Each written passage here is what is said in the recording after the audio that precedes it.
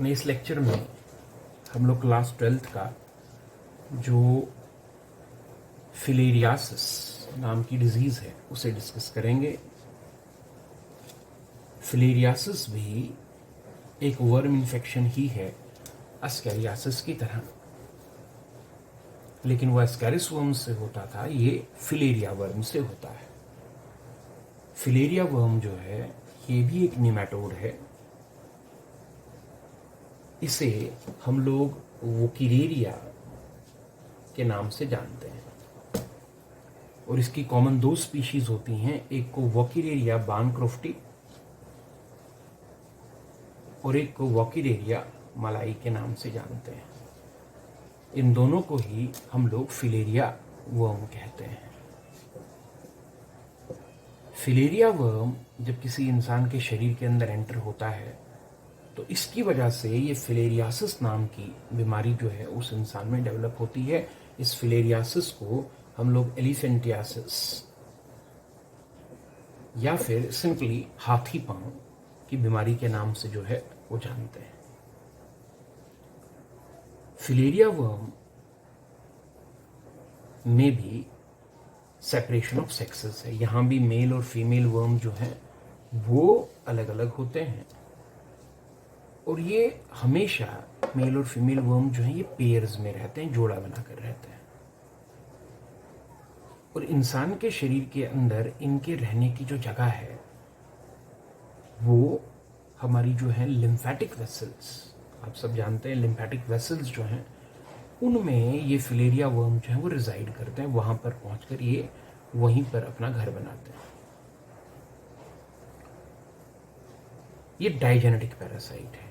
अस्कैरिस monogenetic parasite था, ये digenetic parasite है। डाइजेनेटिक पैरासाइट का मतलब इन्हें अपना लाइफ साइकिल कंप्लीट करने के लिए दो होस्ट जो है वो रिक्वायर्ड होते हैं। दो होस्ट चाहिए, जिनमें एक होस्ट ह्यूमन बीइंग है और दूसरा होस्ट जो है इनके लिए वो फीमेल मॉस्किटो है। और फीमेल मॉस्किटो और इंसान दोनों के अंदर ये रिजाइड करके अपना लाइफ साइकिल जो है वो पूरा करते हैं। यानी लाइफ साइकिल कंप्लीट करने के लिए, क्योंकि इन्हें दो होस्ट रिक्वायर्ड होते हैं, इसीलिए इन्हें हम लोग डाइजेनेटिक पैरासाइट जो है वो कहते हैं। वो फीमेल मॉस्किटो जो है जिसे ये अपना दूसरा होस्ट इस्तेमाल करेंगे लाइफ साइकिल कंप्लीट करने के लिए, वो एनोफिलिस, क्यूलेक्स या एडीज स्पीशी, किसी भी स्पीशी की फीमेल जो है वो हो सकती है। अब फिलेरिया इन्फेक्शन जो है, हाथी पांव की बीमारी जो है, एलिफेंटियासिस जो है, ये किस तरह से एक इंसान में डेवलप होता है और इसकी वजह से उसे क्या परेशानी होती है, ये हम लोग जो है वो देख रहे हैं। तो फिलेरिया वर्म इंसान की बॉडी में लिम्फेटिक वेसल्स के अंदर जो है वो रिजाइड करता है। लिम्फेटिक वेसल्स आप सब जानते हैं कि लिम्फेटिक वेसल को हम अपने बॉडी का ड्रेनेज सिस्टम कहते हैं। इंसान की बॉडी में, अब इसके लिए आप सबको हमने पीछे फिजियोलॉजी में जब पढ़ा है तो ब्लड सर्कुलेशन आप सबने पढ़ी है, आप सबको पता है कि इंसान की बॉडी में सेल्स के बीच में जो इंटरसेलुलर स्पेसेस होते हैं किसी भी ऑर्गन में, उन इंटरसेलुलर स्पेसेस में ब्लड कैपिलरीज चलती हैं। ब्लड कैपिलरीज जो हैं वो चलती हैं और उन ब्लड कैपिलरीज में ब्लड फ्लो करता है। ये भी हमें पता है कि क्योंकि ब्लड कैपिलरीज की वॉल्स बहुत थिन होती हैं, तो ब्लड जब कैपिलरीज के अंदर से चलता है तो उन कैपिलरीज के अक्रॉस ब्लड का कुछ फ्लूइड, ब्लड का कुछ पानी लीक होता रहता है। इस प्रोसेस को कैपिलरी लीकेज कहते हैं। और ब्लड में से निकलकर जो फ्लूइड पार्ट, उस ब्लड का कुछ निकलकर इंटरसेलुलर स्पेसेस में जमा होता रहता है, उसको हम लोग ICF यानी इंटरसेलुलर फ्लूइड के नाम से जो है वो जानते हैं। ये आप सब जानते हैं।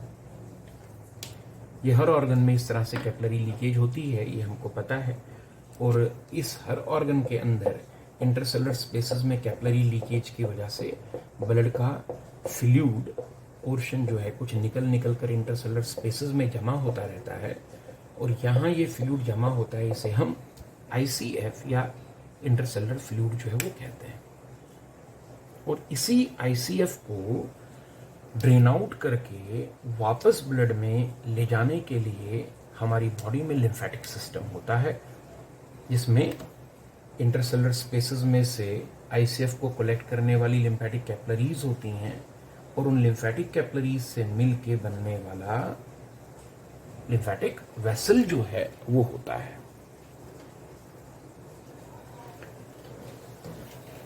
अभी जो लिम्फेटिक सिस्टम को हम ऑर्गन का ड्रेनेज सिस्टम कहते हैं, क्योंकि वहां से कैपिलरी लीकेज होता रहता है, आईसीएफ भरता रहता है, और यहाँ से हमारा ये लिम्फेटिक सिस्टम उस आईसीएफ को ड्रेन करके ब्लड को वापस लौटाता रहता है। इसीलिए हम लिम्फेटिक सिस्टम को ऑर्गन का ड्रेनेज सिस्टम कहते हैं। होता क्या है कि अगर ये फिलेरिया वर्म लिम्फेटिक वेसल के अंदर आ गए और इन्होंने उस ऑर्गन के ड्रेनेज सिस्टम यानी लिम्फेटिक वेसल को ब्लॉक कर दिया, तो होगा ये कि कैपिलरी लीकेज होगी, आईसीएफ जमा होगा, लेकिन क्योंकि ड्रेनेज सिस्टम ब्लॉक है तो इंटरसेलुलर स्पेसेस में आईसीएफ का जो लेवल है वो हर बीतते दिन के साथ बढ़ता जाएगा। नतीजा ये ऑर्गन जो है इसमें ओडीमा हो जाएगा, पानी ज़्यादा जमा हो जाएगा और ये ऑर्गन फूलने लगेगा, इसमें स्वेलिंग हो जाएगी और ये फूलता ही चला जाएगा, जिससे इसकी पूरी शेप जो है वो बिगड़ जाएगी। इसे ही हम लोग फिलेरियासिस के नाम से जो है वो जानते हैं। तो ठीक वैसे ही है जैसे हमारे शहर में बारिश पड़ रही है और बारिश की वजह से पानी जो है वो गिरता है, जमा होता है, लेकिन क्योंकि हमारे शहर का ड्रेनेज सिस्टम भी है तो ड्रेनेज सिस्टम उस पानी को निकालता रहता है। लेकिन अगर बारिश हुई और ड्रेनेज सिस्टम ब्लॉक हुआ तो शहर में पानी भर जाएगा, वाटर लॉगिंग हो जाएगी। सेम ऐसे ही ऑर्गन का ड्रेनेज सिस्टम यानी लिम्फेटिक सिस्टम को अगर फिलेरिया वर्म ने ब्लॉक कर दिया तो उस ऑर्गन में भी वाटर लॉगिंग हो जाएगी, इंटरसेलुलर स्पेसेस में पानी भर जाएगा, पानी का निकलना रुक जाएगा, ऑर्गन फूलेगा, ओडीमा हो जाएगा और ऑर्गन की शेप बिगड़ जाएगी। एक और दिक्कत इसमें आएगी वो ये, क्योंकि जब हमारा लिम्फेटिक सिस्टम इंटरसेलुलर स्पेस में से आईसीएफ को ले जाता है, ड्रेन आउट करता है, तो उसके साथ ऑर्गन के अंदर का जो डेब्रिस होता है, टूटे फूटे सेलों से बनने वाली गंध, वो भी जाती है। लेकिन जब ड्रेनेज सिस्टम ब्लॉक होगा तो वो सारा डेब्रिस इस फ्लूइड के साथ यहीं रह जाएगा, जिससे इस ऑर्गन के अंदर फिर बैक्टीरियल ग्रोथ, डिकम्पोजिशन, सड़न जो है वो शुरू हो जाएगी, तो वो प्रॉब्लम को और बढ़ा देगा। इसे फिलेरियासिस कहा गया, एलिफेंटियासिस कहा गया। और इसमें वजह जो है वो क्या है कि ऑर्गन का ड्रेनेज सिस्टम को ब्लॉक कर रहा है ये फिलेरिया वर्म। इसके सिम्टम्स क्या हैं? सिंपल सा इसमें तो सिम्टम जो है वो बड़े आसान से हैं कि ऑर्गन में लगातार स्वेलिंग होती जा रही है, वो ऑर्गन जो है फूलता जा रहा है, उसकी शेप जो है डिफॉर्म होती जा रही है। वो सिंपली बाहर से ही हमें जो है आसानी से फिलेरिया जो है वो पकड़ में आता है, उसके लिए कोई खास टेस्ट जो है करने की ज़रूरत नहीं पड़ती। इसके अलावा इसमें पेशेंट का ब्लड प्रेशर जो है, फिलेरियासिस में पेशेंट का ब्लड प्रेशर जो है वो ड्रॉप होता है, बीपी पेशेंट का कम रहता है। नंबर 3, एक और इम्पॉर्टेंट चीज़ जो इसमें देखनी है वो ये कि जो फिलेरिया वर्म यहाँ है, जब रिप्रोड्यूस करेंगे तो इनके रिप्रोड्यूस करने की वजह से जो इनके लार्वा पैदा होंगे उन्हें माइक्रोफिलेरिया कहा जाता है।